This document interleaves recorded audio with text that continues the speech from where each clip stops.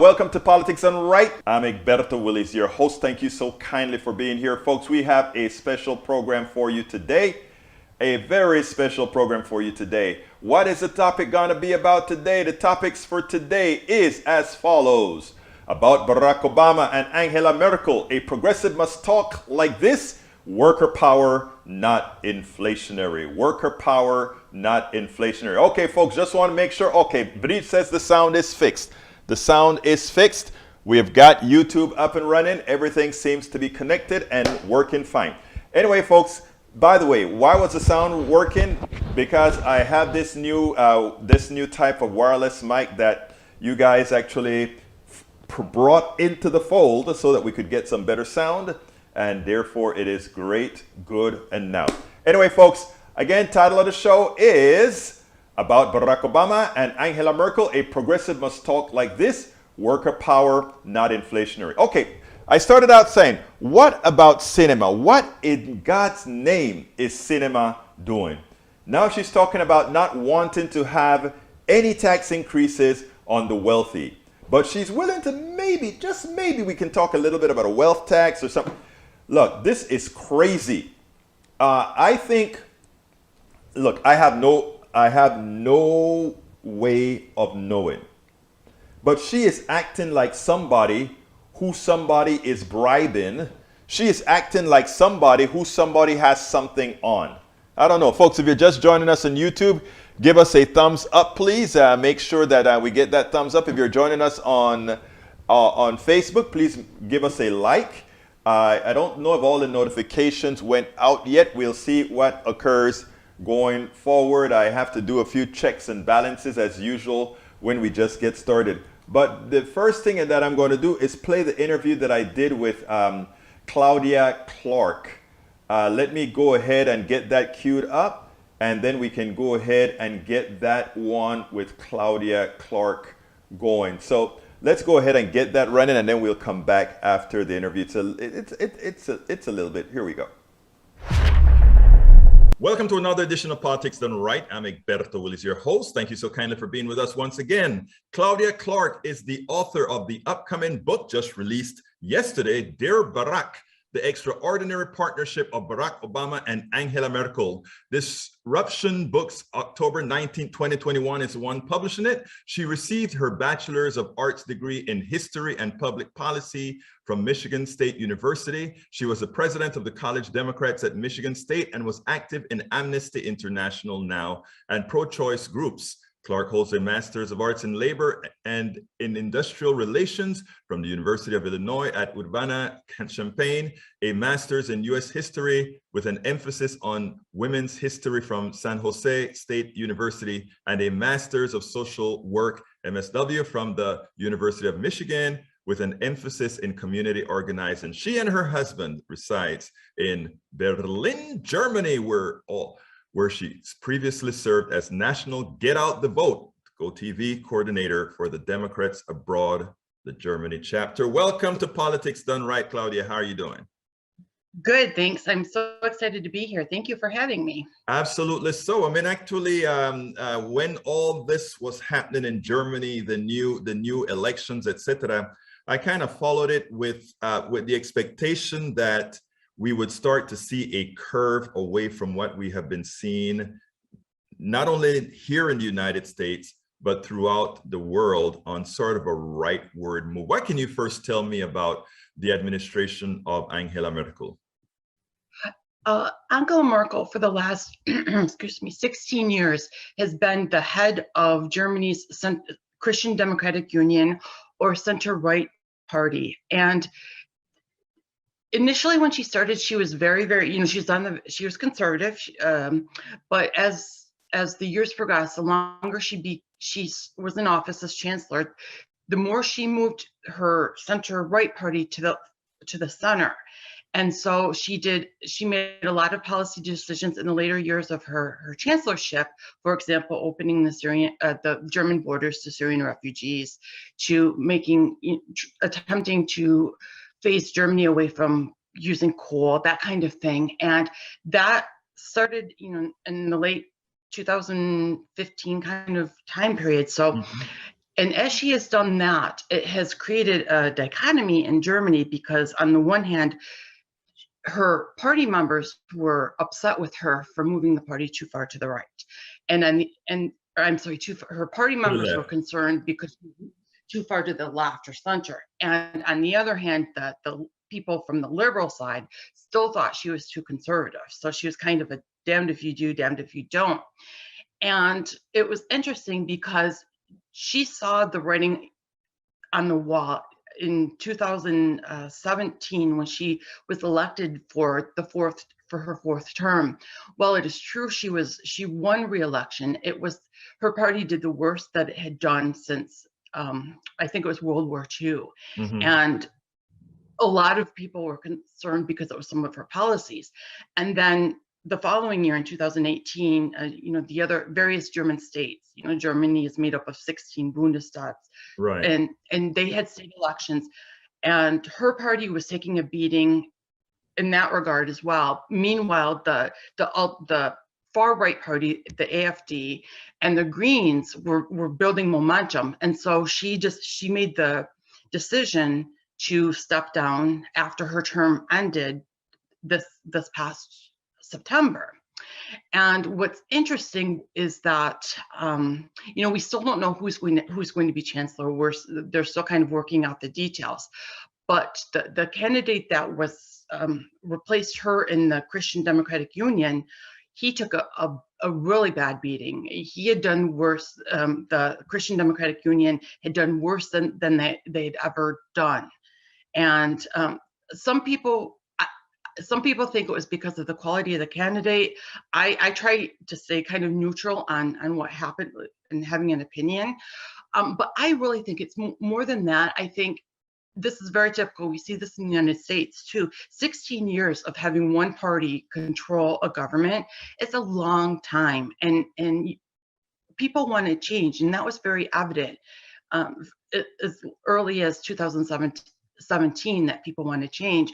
And so I'm not surprised that her party didn't do as well as expected. What I am surprised is how incredibly close it was, because I kind of expected it to be a landslide, because things were indicating that people want to change. They wanted it in a drastic way. But would you have expected a landslide on the left side or the right side?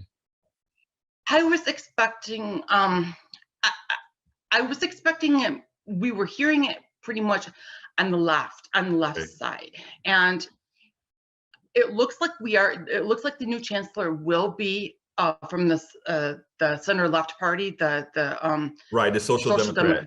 Yeah. Mm-hmm.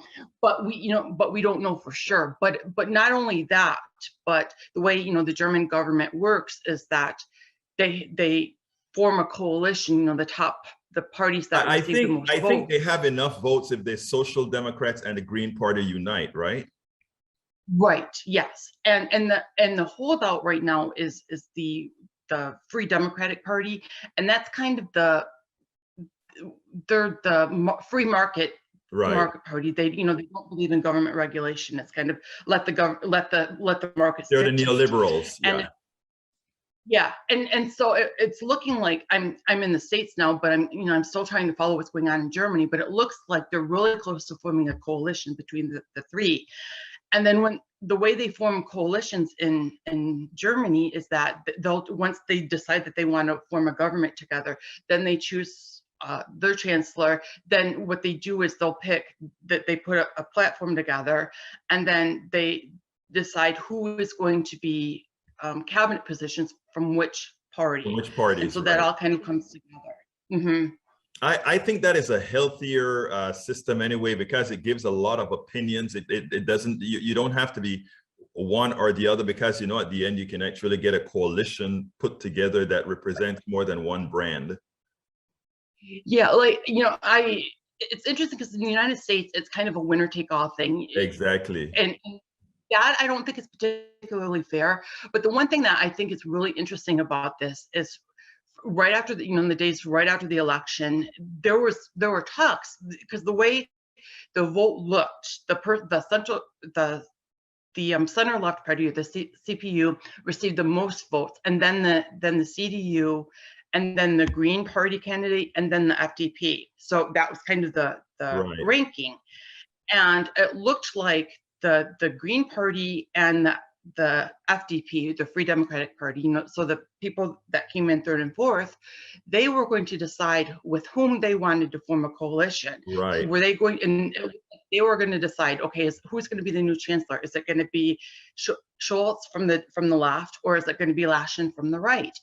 And that was a little interesting because it seemed like it should be the other way around. It should be, okay, it seems like it should have been one of Scholz or Laschet deciding with whom they wanted to work, but it was the other, you know, it's opposite.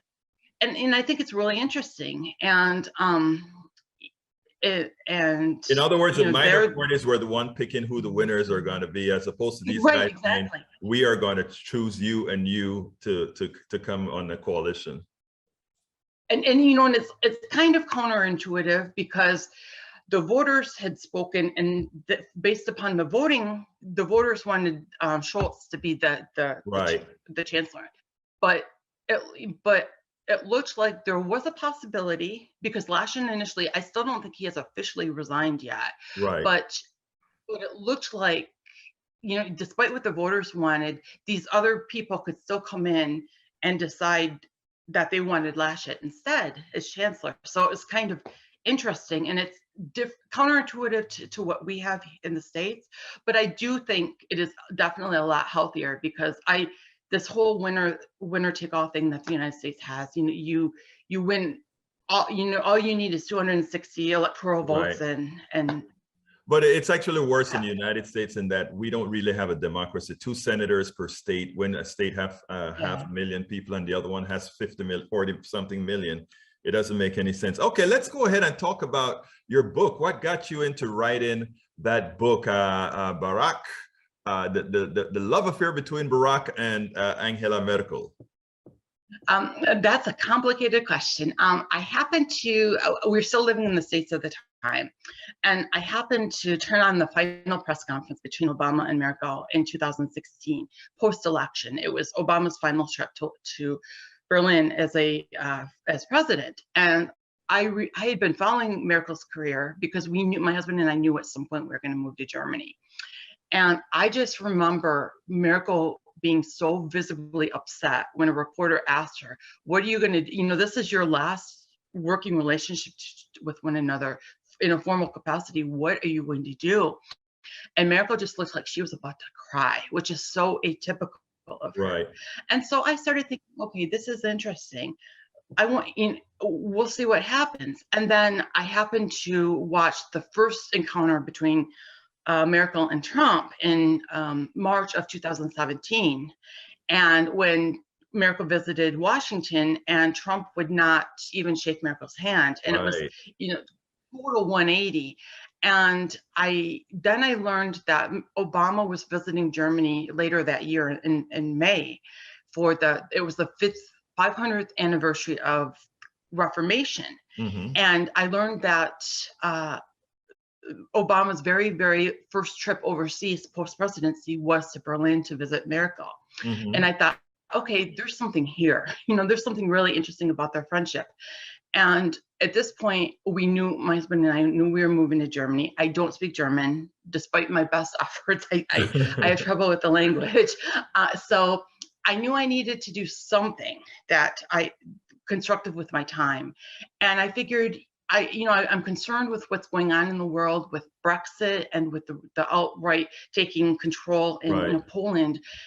And the telling thing about Obama and Merkel's relationship is for all intents and purposes, they're from different political parties. Right. But they put their differences aside and worked together because they knew it was in the best interest. And so I thought, this is a policy lesson. Other world leaders can learn from this, that in today's globalized world, it's more imperative now than it was since World War II, since the Cold War, that allied world leaders learn to work together. Mm-hmm. And while that's the case, you see on the other extreme, you've got more, Trump and Brexit, you've got countries trying so hard to separate themselves because they think they're trying to keep their borders safe.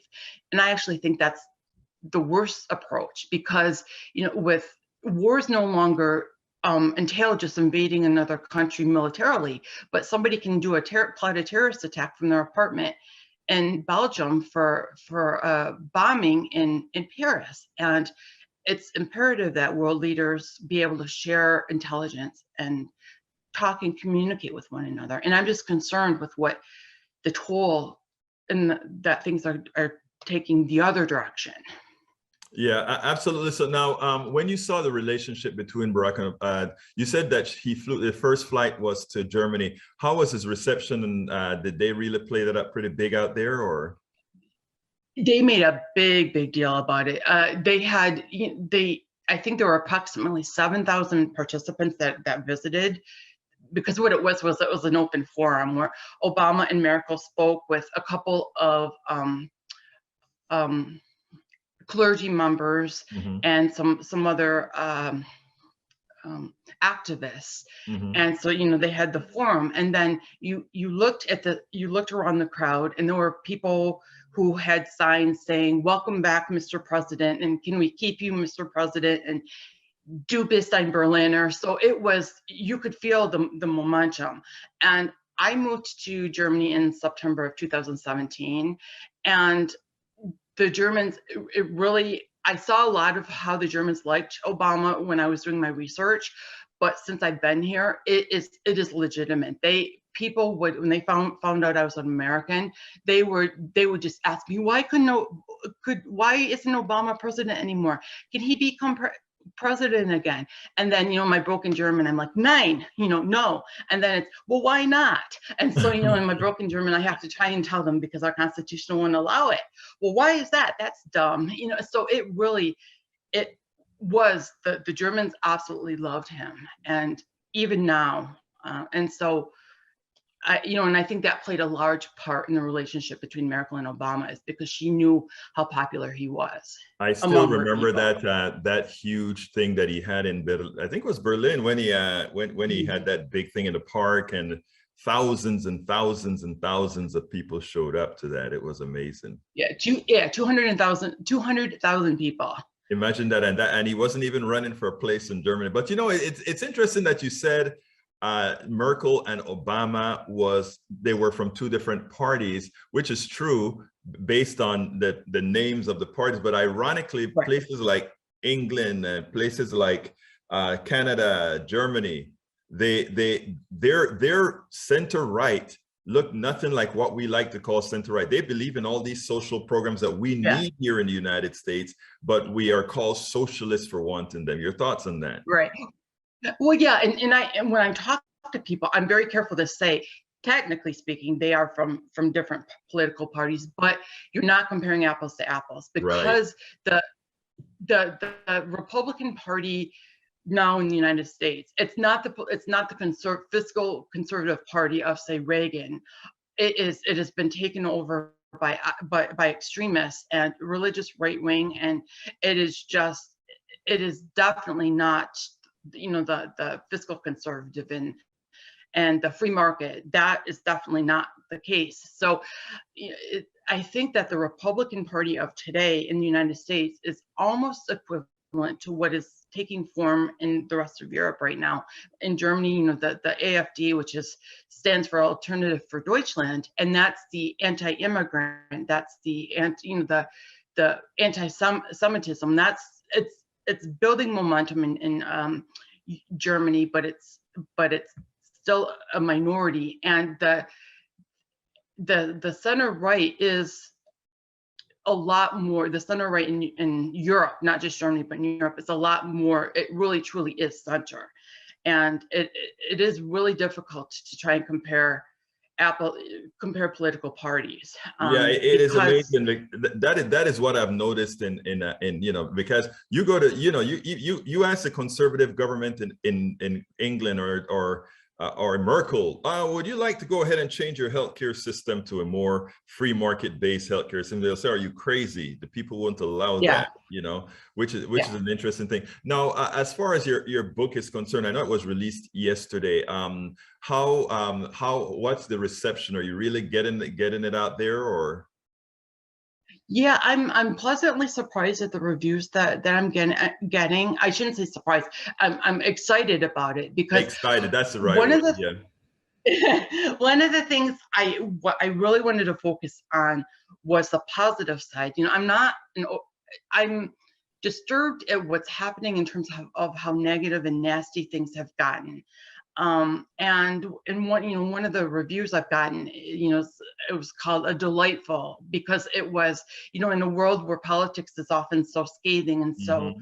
so nasty. I talk about how well they got along, and yes, they had their differences, but despite their differences, they worked together, and they learned from each other, and they helped one another, and how it's a nice change of pace. And I think that's what people will need to see. Now, if you want, I make no bones about my disdain for Trump. But Right. Trump wasn't the focus of the book.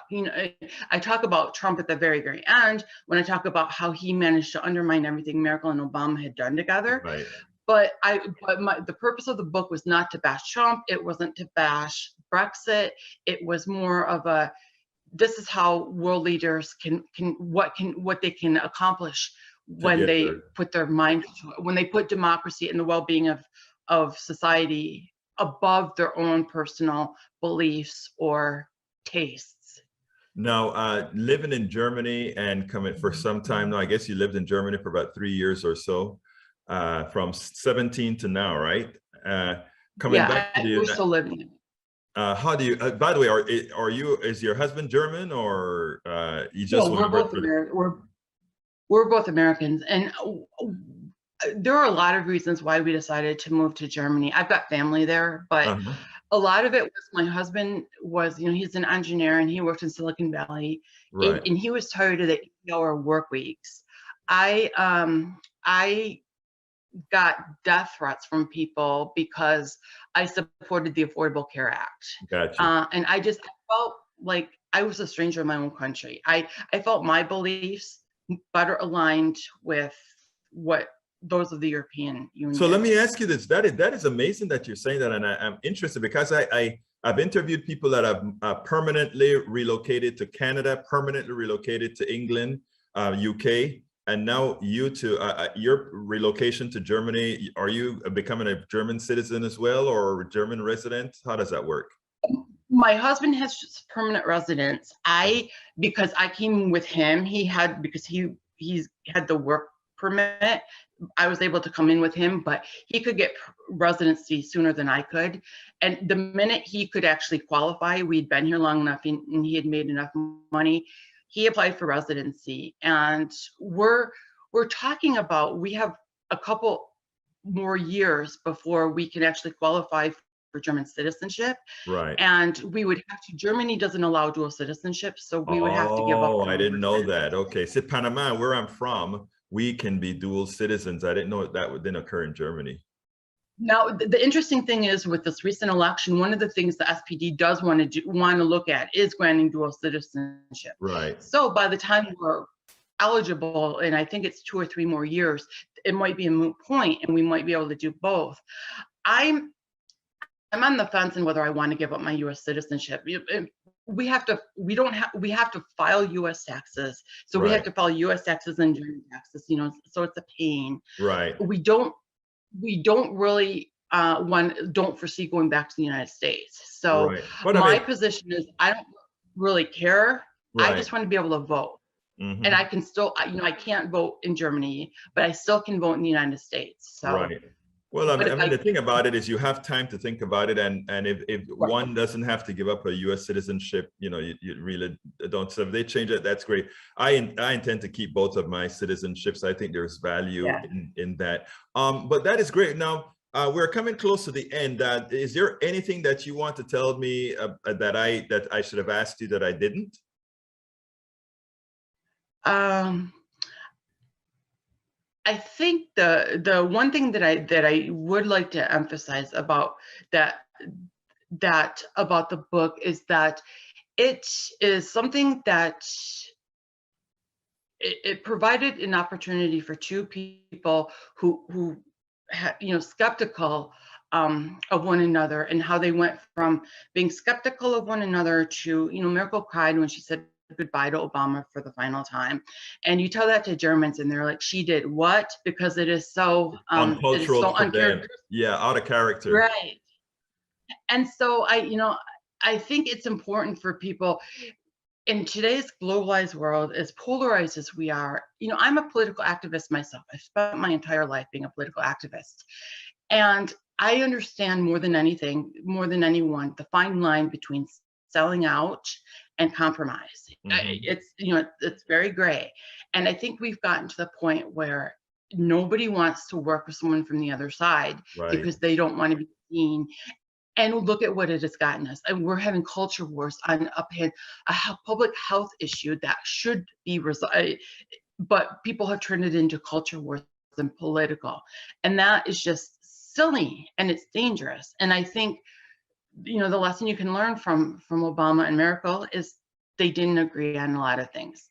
They compromised. And as a result, the Paris Climate Agreement was signed, the Iran nuclear. And we need to get away from this. I'm not gonna, this person voted for a Republican, this person went to an anti-gay church 20 years ago, so I'm not gonna vote for them, or I'm not gonna work with. That's dangerous, and that's getting us nowhere. And so I think we need to shift the conversation back to saying it's okay to work with somebody from it's okay to have differences of opinion. You work together and you compromise, and that just isn't happening anymore. You know what, Claudia, I think that is a great place to end. And I think that sentiment is very important for all of us who are activists, journalists, activist writers, activists on the floor, to actually take that into account. It's not a sellout to want to work with somebody that may be diametrically opposed to your beliefs. Thank you so kindly, Claudia Clark, author of the upcoming book, Dear Barack, The Extraordinary Partnership of Barack Obama and Angela Merkel. Go read the book. It has great, prescient information for you. Thank you so kindly, Claudia, for having been on Politics Done Right. Thank you so much for having me. All right, folks, I hope you enjoyed that. I enjoyed talking to her, learned a lot from her as well. Don't forget, folks, don't forget, you are on Politics Done Right. And let's see, it's that time, right? It's that time. Please consider becoming a part of the PDR Posse, become a part of our team. Please go ahead and if you so kindly can, if you are able to, please support what we do. Just click on that join button if you are on YouTube. Click that join button if you are on YouTube. If you are on Facebook, Twitter, Twitch, you can still contribute by going ahead and support us at politicsdoneright.com/YouTube, politicsdoneright.com/YouTube. Alternatively, you can support us at politicsdoneright.com/patron, which we need 1,000 members here and 1,000 members at the YouTube one as well. And of course, we always take PayPal, so you can support us at politicsdoneright.com/PayPal, politicsdoneright.com/PayPal. And you see those books that scroll all the time? Those are books. You can get that at politicsdoneright.com/what again? Books. politicsdoneright.com/books. And if you want to find that catch-all support for how are the different methods that you can use to support Politics Done Right, please go to politicsdoneright.com/support. We could not do this without you. In my move to my temporary move to DC to take care of my daughter, if it weren't for you guys, we would still be coming over with crappy equipment as it is right now. We're able to broadcast in full bits per what is it again? BTS, bits per second, all that good stuff. We were able to do all that is necessary to do a good show. Before I forget, let me introduce everybody. Bridge MCP, welcome aboard. Bridge was the first one to remind me, Egberto, your sound is off on your new wireless device. The sound is off. Tom C was there secondly to say, Egberto, now you are loud and clear. Bridge says, Petition Queen, my good friend Linda says, we like you, Egberto, and I love you guys too. Let's see who else we've got here with us. We also have Tom C. Tom says, per New York Times, lawmakers, Brazilian leader Jair Bolsonaro accused of crimes against humanity, mass homicide, and genocide in pandemic response. I read that. I wish somebody would do that. In fact, I think the international community could do that on Trump. He got over 700,000 people killed. E2247 says, and Petu Waste, everyone. Good day. Welcome aboard, E2247. Who else is here with us? E2247, Ashley and Egberto, thinking of you in a good way. I thank you so kindly. Bridge says, always prayers for Ashley. Thank you, Bridge MCP. Tom C says, per New York Times, lawmakers accuse it. Yeah, I just read that one. Let's see what else we got here. Bridge MCP says, I read that yesterday. What else have we got here? Welcome aboard, Eric Hayes. I'll see that later. Yvette Avery Herod, welcome aboard, my dear friend. Eric Hayes says, how is this helping America and the climate change agendas if we're not changing, making things more expensive? I don't know where you're coming from on that one, brother, but I know it must be a reinterpretation of something, but hey, we'll get there sometime. Maywood says, good morning and hello from Long Beach, California. How you doing, my brother? Just realized what time it is. I know it's a bad time at noon. We've lost all our, or most of our 4 or 3 central people, but you know, we'll find some sort of a common ground. A lot of people are watching it on the podcast, however, and I'm going to give you that new podcast area in a little bit. Maywood says, good morning from Long Beach. Tom C says, Trump had a great relationship with autocratic leaders like Putin, Erdogan, Bolsonaro, Duterte, Singh, Orban. Man, you named them all, Tom C. You named them all. Maywood said, it keeps freezing. I leave and come back, it restarts and freezes about the same place. I don't know why. Everything that I've seen here shows no drop packets. Let me make sure I'm not lying to you. I've got, out of millions of packets, 7 drop packets, so we should be okay. Ram and Nick Burns confirmation hearing yesterday was sobering. Everyone should watch the replay. I didn't see that one. Capitalism on full display, if you would read between the lines. Oh, so I tell you. Petition Queen, of course, they get on. All right, let's see what else we got here. Hi from Upper Michigan, Barbara Wiltz. Welcome aboard. Okay, folks, I have another important video for you. Are these increases, these wage increases inflationary? I beg to differ. This is what I was to play yesterday, but we get a chance to play it today. Check this out, and then we'll take it on the other side. Chuck Todd and his minions were talking about, the wage, people, there's a whole lot more jobs than there are people now, and workers have the power now. And that is absolutely true. But you know what? Workers have always had the power. They just never asserted it because of the enslaved mentality that this economic system had placed in all of our minds. But when we realize that we have the power, whether there are shortages of jobs or not, we have the power because collectively we could always be our brothers' keepers and not allow corporations to get on our case. But here we have now a Republican pundit that is trying to say, if we keep getting these wage increases, it will be inflationary. I want you to listen to the piece first. It's all good, most of it, till he has those kinds of statements. And then I want to talk about inflationary pressures based on wages. Listen to this, and then we'll take it on the other side. Kimberly, workers have never had more leverage. And when you look around, and this is like one of those things that's like every national news organization discovered strikes this week. But the fact is, it is happening. Look, we've seen it in our own organization, more openness to organizing, more openness to unions. This is one of the more interesting consequences of COVID. Yeah, well, I think it's an accelerator, actually, because we saw that sort of movement toward unionization in places like newsrooms coming up for a couple of years before this. And then you add COVID, where people realized, okay, if I'm not making enough money, if I don't have enough benefits and you're calling me essential and forcing me to go to the job, I'm rethinking about what this means. And that really put more leverage on the part of workers before companies could pay them or not pay them whatever they want to. And things have changed in a really rapid way. And that's what this Striketober is representing. And John, this is not, there was always to me a very distinct line, on labor unions between Democrats and Republicans, not with the Trump base. No, look, I think this is a generational moment. Yeah. For the last 20 years, people have been frightened to lose their jobs. It's not just because of the economic dislocations of the meltdown of 2008. Because of healthcare and the worries about changing your job, because of the stuff that happened as a result of 9/11, all kinds of things.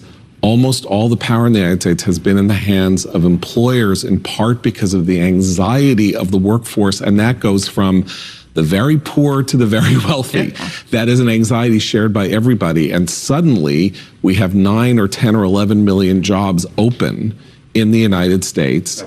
And that's new. And I think the psychology of the employers or these corporations have yet to shift. I mean, they know they need to pay people a lot more money. There are all these, Amazon is advertising, paying people a lot more than $15 an hour and all of that. But I think at John Deere and some of these other places, my guess is that the corporate culture has not yet shifted into the idea that we got to be a lot nicer to our workforce. Yeah, I mean, look, people who in Washington are surprised by this dynamic have fundamentally misunderstood what happened in the pandemic when people with white-collar jobs stayed home and complained about how hard it was to work on Zoom, and people with blue-collar jobs who were essential went to work every day and braved the pandemic. I mean, if you think you had a hard time working from home, or you still are while you were working on Zoom, and you don't understand why folks who've been out in it every day are striking and are very upset, I don't know what to tell you. And our service economy is a very labor-intensive economy.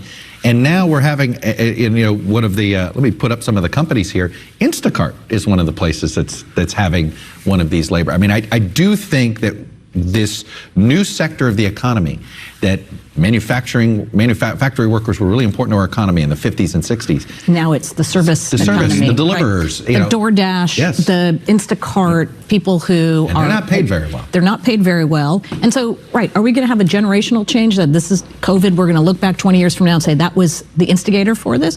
Or are we going to wake up 3 years from now and say, oh, well, it was COVID, and guess what, we're going to go back to normal because of all these other structural challenges we still have, which is, getting back to healthcare. That is still a fundamental problem, or, so many of the other inequities that we have in our system. So, look, I'm very interested to see where this all goes, because the disruptors that we've expected in the past to make significant changes, at least in our politics, whether it was 9/11 or whether it was the pandemic, didn't make big structural changes to our politics, but our economy, that's a whole different story. All right, and go ahead. I was just saying, speaking of the economy, though, this is all happening at a time of rising and apparently non-transitory inflation. And if wages have to go up significantly, that's inflation too. I mean, there are inflationary, this is a potential inflationary spiral. You want to talk about political consequences. I'm sorry that people can talk about how this might be great. This might be great for Democrats because it's the new activism and all of that. This is not good for Biden either way. It's not good for Democrats either way. They have the House, the Senate, and the presidency. And we could be looking at inflation continuing to go up in part justifiably in order to pay these people it's a more. weird economy. We have plenty of jobs. And it costs more to just keep your house. Yes, I mean, but one part of that is, you can have fears about inflation, but the structure was unsustainable. You had this gig economy where people were working second and third jobs just to keep food on the table, just to pay for the health care that the law required them to have. That was going to be unsustainable. So this conflagration of issues really brought it to the fore. And yes, you have these open jobs, but I think when you look at it, study after study, it shows if you pay people more, they will take the jobs. It's really shifting from that corporate perspective that they can have large profits to saying, no, to be profitable, you need to treat your employees well. And that is so important. If you want to be profitable, treat your employees well. But here's what they don't, and I wish these pundits would articulate it a little bit better. They talk about increasing wages. In other words, that's on one side of the balance sheet.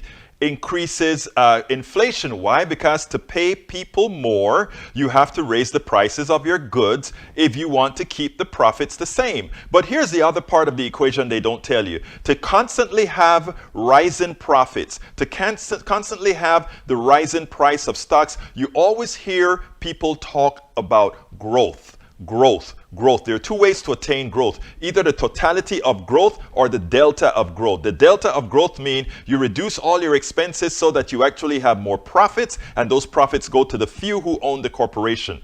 Or you simply raise prices again so that the profits will be as high as those who are investing want it to be. So they talk about inflationary pressures caused by wages. What about inflationary causes by the amount that you're paying the investors. The millions, the billions, the trillions of dollars that have gone in the pharmaceutical industries to the shareholders, that's inflationary. And it didn't go to the employees, it went to the shareholders, extracting money out of the middle class, extracting money out of the poor, out of our taxes, out of the government. That's inflationary. Has nothing to do with wages. Let's understand economics appropriately. And if we did understand economics, we would and that's why we need to teach that to our people. That's why people need to listen to these programs. That's why people need to promote these programs, why they need to share these programs. Because here is the deal. Our wages, people say, well, we don't want to pay the employees so much. And you'll even have some employees saying that. If wages go up too much, there's going to be inflation and it'll cause a recession. And then you'll say, well, wait a minute. If profit gets too high, that's coming out of the same pot. Isn't that going to cause a recession for having profits too high? Look, what we have and we've had in this country since its inception is the theft of the labor and intellect of the American people. We have an economic system that abuses people. It first started as slavery and indentured servitude with a few employees. Now we have a complete form of what I call antiseptic slavery for most people. And when we understand that, we will start trying to liberate ourselves from an economic system that depends on paying us less than we are worth. And anytime we ask for more, they say that is inflationary or we will have to raise prices. Well, you drop your profits. You drop your profits, which means you are sitting on your butt doing nothing while other people work for your benefit. If that isn't antiseptic slavery, I don't know what is. We spend a lot of time deconstructing the news. Yes, that is antiseptic slavery. Welcome aboard, Germality. Welcome aboard, May Wood. Eric Hayes, I saluted you already. Nanette Birdsmith is here. Paul Fleming is here. And Bada Bada Wills is here. Welcome aboard. Let's see. Germality says, that's clearly the privilege that don't recognize their position. They're ignorant. Well, sometimes yes, sometimes yes. May Wood says, do you think that maybe they had another crash? What are we talking about? Let me see. Maybe you have to go to the previous message. Anyway, let's see what else we got here. Para ver quién más está hablando. We have Quad AUKUS and weapons industry take over Indo-Pacific quarter of Earth is not a great prospect. That comes from E2247. And let's see what else we have to read for you. It keeps freezing. I don't know why you keep freezing, May Wood. Go to YouTube. YouTube is working fine. Sometimes you know how it goes with Facebook and all kinds of stuff. Paul Fleming, I hope I called you out already. Welcome aboard. May Wood said, do you think that maybe they had another crash? Who are we talking about, May Wood? Who are we talking about? About another crash? Let me answer that before I go to the next video.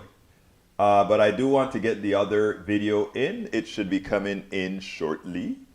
Okay, let's see. Para ver. All right. Anyhow, the other video, I want to set it up.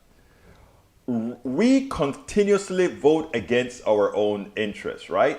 And my contention is we do that because we too often are not as informed as we should, and many a times I think that is our own doing. I think sometimes we need to be better at what we do, and I try to learn as much. You know, there are times that I write articles and somebody would write back and say, it would have been nice if you had put it this way or that way, and I try to absorb all that kind of information to constantly make me a better communicator going forward. That is what we all should do. And I want you to listen to this, because what Ruben Gallego did today when he was interviewed by Ballart, I think was a great thing. Check this out, then we'll take it on the other side. Ruben Gallego from Arizona, representative from Arizona and a member of the Progressive Caucus, has a message, and the way he talks about the Build Back Better social infrastructure plan is important. It's something every Democrat needs to learn how to do. I want you to listen to this, and then let's go ahead and take it on the other side. Check out how he does it. Arizona Democratic Congressman Ruben Gallego, who's a member of the Congressional Progressive Caucus. Congressman, it's a pleasure to see you this morning. There's been a lot of reporting over the past 24 to 36 hours that the likely price tag for this reconciliation bill will be under $2 trillion. Tuition-free community college out. The expanded child tax credit likely be extended for just 1 year. The duration of the paid family leave could be reduced from 12 weeks to 4. What do you make of this potential outcome? Well, look, we don't focus on the money aspect. You know, the 2 trillion, 3 trillion, what we focus on is what impact you're going to have on everyday Americans' lives that are trying to recuperate from, the recession that was caused by this pandemic and from the recessions of the past. So, we're here to compromise, to bring the standards of Americans up to what we believe they deserve. And if that means that we're going to have some smaller programs running for a shorter time but are still making an impact to get it through, then we'll do that. But I want to point out something that's very important for people to understand. This is not a progressive caucus position. 98% of the Democratic caucus has been with the president and the vice president on reconciliation. We're just dealing with 2 holdouts in the Senate and a few members in the House. So this is not just a progressive position. This is a position that's been held by the whole caucus really since the beginning of the year. And important that you say that it really doesn't, you're not looking at the numbers, but there is a huge difference between 1.5 trillion, 2 trillion, and $3.5 trillion. I mean, these are monstrous numbers. Not really. I mean, look, this is a 10-year program. We're talking about over 10 years. Nobody says that the defense budget is $7.7 trillion, but that actually is what it is if you actually did it the same way that we're actually doing the budgeting when it comes to the social infrastructure here. So we're talking about essentially $100 to $200 billion more per year for over 10 years for an economy that is about $22 to $23 trillion and growing every year at that point. And in my opinion and opinion of many economists, this will actually help restart the economy, get people out of the poverty that they find themselves in poverty or just general stagnation, and really reignite the American middle class. What Ruben Gallego just did was gave perspective. Nobody complains about a defense budget that does nothing but blow things up or create wealth for a whole bunch of corporations. $7.7 trillion over 10 years. Nobody says it that way. They try to make it smaller. Oh, $700 billion, and still it's smaller than the $200 to $300 billion we're asking for the social infrastructure project, for the Build Back Better project policies, right? Look, we have an economy that has been stealing. That's nothing more than thuggery against the middle class, nothing more than thuggery against the working people. In other words, it's been extracting a whole lot of money from the individuals, not paying them what they're worth, and transferring up to the top. And now we're asking some of the wealthy to pay their fair share, not just their fair share, pay your darn taxes. $150 billion in unpaid taxes. Even that they are complaining about. In other words, please don't bother us about breaking the law, is what the rich is saying now. We owe money, we won't pay it. You want to pass bills that cause tax increases, we don't want it.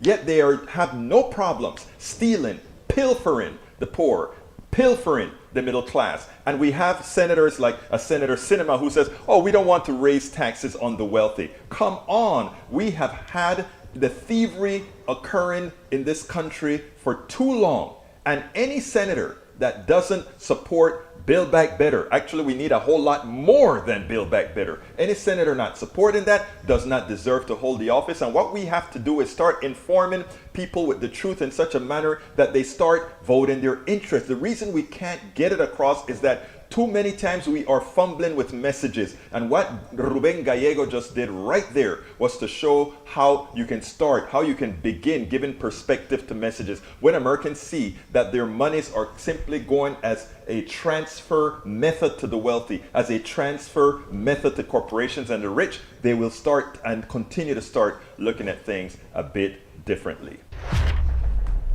We spend a lot of time. Absolutely so. Before I forget, right after this program, I go live on KPFT 90.1 FM. Of course, I pre-recorded it and it goes live on air 90.1 FM in Houston, Texas. So those of my listeners in Houston, Texas, if you get another treat of a program that I prepared this morning for KPFT 90.1 FM, And of course, if you want to listen to it, anybody around the country can simply go to kpft.org, kpft.org to see it, to listen to it, or just go to our YouTube channel, youtube.com/politicsandright, youtube.com/Egberto Willies, youtube.com/Egberto Willies. If you want to actually see the program, I think it premieres at exactly noon Central, which is 1 Eastern time. In other words, in about 6 minutes, where we are on KPFT as well, doing our thing. Anyhow, folks, that was the last video of the day. Now it's completely to yours truly. So if you have any other messages that you want me to address before we close this baby down, just let me have it. But it's kind of funny because Germality says, LOL, they don't say please when they're pilfering us. They don't say please. They just demand that we giveth everything to them. You know, it always behooved me, right? Where in some states you can't quite, you know, let's say you have your roof and you have a water collection bottles. Some states actually prevent you from collecting rainwater. Why? Because they want to make water a commodity. I mean, the things that we have allowed corporations to force our politicians to do, even though there are more of us than them, it's amazing. But all of it comes from us not acknowledging our worth. If we, for once, realize that we are empowered, all of that would go away. Petition Queen says, we need more parties. Like Germany discussed earlier, multi-party elections can allow for more collaboration, a point made by Lee Drutman. That is absolutely true, Petition Queen. In fact, that's what we're talking about with Claudia Clark, because right now when you have either Democrat or Republican and neither one fits a particular person, there's no reason to compromise, because it's going to be, as she called it, winner take all, which is pretty much the case, winner take all. But in the case of the United States, it's not even about winner takes all. It's about minority take all, minority of people take all. Look at, we had in these last elections several Republican presidents, and only once did they ever win the popular vote. Bush didn't win the popular vote. Trump didn't win the popular vote, not ever. Yet, you know, what I find ironic, and what I find that the rest of the world talks about, and we tend to try to ignore. We had a president, Donald Trump, that came into power without a mandate. Donald Trump came into power with a minority of the people. In other words, most people didn't want him. Yet the changes that he made to our judiciary were transforming and will have an effect for decades to come. So we are such an undemocratic country who likes to pat ourselves on the back and say we are exceptional. We are exceptionally, I won't use the word, to have allowed someone that did not win the election democratically to change many of the structures of government, and some of them that are very difficult to undo. Supreme Court. Only way to undo the Supreme Court is to either add justices or find a way to impeach one, and neither one of those seem to be happening, because Democrats don't fight the way they need to fight to support the people, and there are a lot of reasons why. Some of it is just, it's not in the nature of some, but some of them are simply a reflection of what the plutocracy wants them to do. Be in a party, not necessarily a party that they care to be in, but be in a space to take space to ensure that a lot does not get done. Folks, if you're on YouTube, give me that thumbs up. Give me that thumbs up to make sure the algorithm continues to work. Likewise, you can support us if you are on YouTube by going ahead and clicking that join button to become a part of our PDR posse. Please consider doing that. Please consider, if you're not on YouTube, if you're on some other platform, or if you're on YouTube but don't see the join button, go to politicsandright.com/YouTube. Alternatively, you can support us on Patreon. We need a lot of patrons as well. Go to politicsandright.com/Patreon. We accept support as well on PayPal. Consider going to politicsandright.com/PayPal, politicsandright.com/PayPal. Consider visiting our store. Get a hoodie, get a t-shirt, get whatever to really help promote what we're doing. politicsandright.com/store. And of course, you can get our books at politicsdoneright.com/books.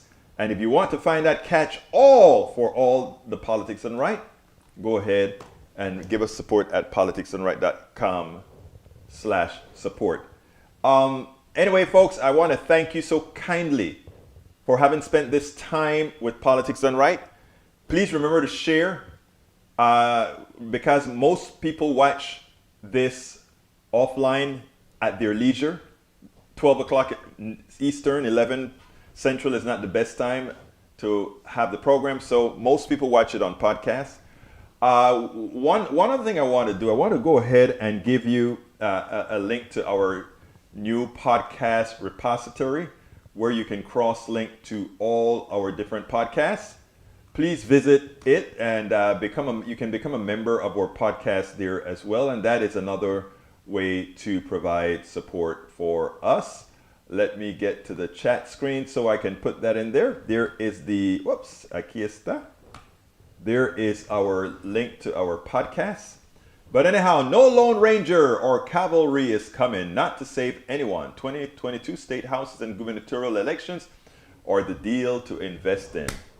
Agreed. Anyway, folks, I got to get out of here. My name is Egberto Willies. This is Politics Done Right, and you know exactly how I end this baby. I am what? Out. We spend a lot of time deconstructing the news, trying to parse it into a form that everybody can understand. We try to find those little nitpicks where it flies above the fray, etc. If you really like these videos that we do, I want to ask a big favor. Please go ahead, number one, subscribe to our channel, and number two, please join if you can. Thank you so kindly for watching. Keep watching. Please remember to share. We must populate the entire internet with our progressive message, a message that we know is what most Americans say that they want. So help us, please.